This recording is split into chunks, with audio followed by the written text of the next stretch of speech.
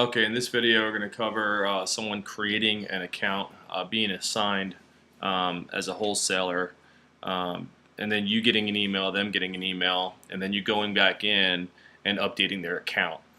So if I'm going to be a new wholesaler, I'll go ahead and click on apply, and I'll click on register here.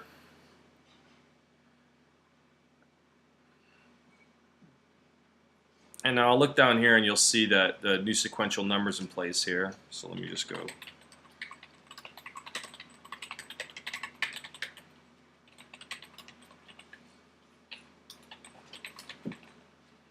Okay, and I want to be a wholesaler.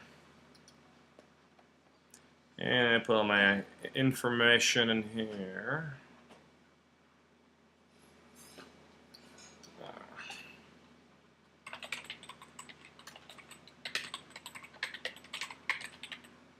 Okay. Same as shipping, agree to the terms, and I select submit. So now you get an email, and they get an email, and here are the next steps that they need to do. So they need to send you the information, send their proof of ID, fax in, etc., etc. Okay, so now I'm not assigned as a wholesaler yet. You haven't done that. You haven't made them a wholesaler or a drop shipper.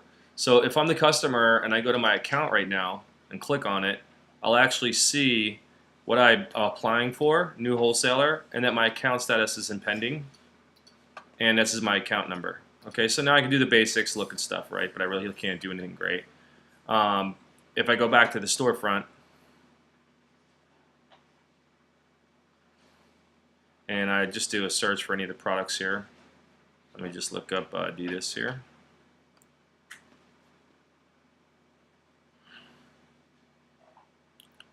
So it defaults to for women. Got my Adidas account.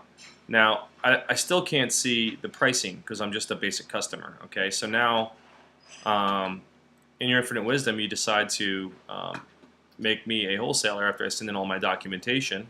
You're going to start off obviously on the home page here, and then you'll go ahead and click on menu, utilities, and then the three little dots on the top right hand side here, and you'll select AGP notification settings, and then I'll put in the email address of that customer.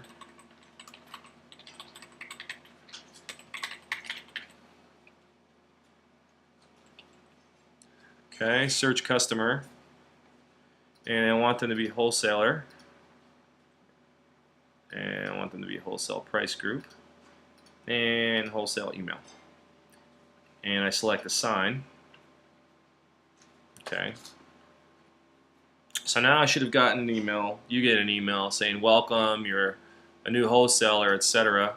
I'm going to go ahead and refresh right now because I'm already logged in. So now it shows that I'm logged as a wholesaler. Okay. I can now see the pricing. I see something I need to fix there. Okay. On the size of the text that pops up. And then if I go to my account now,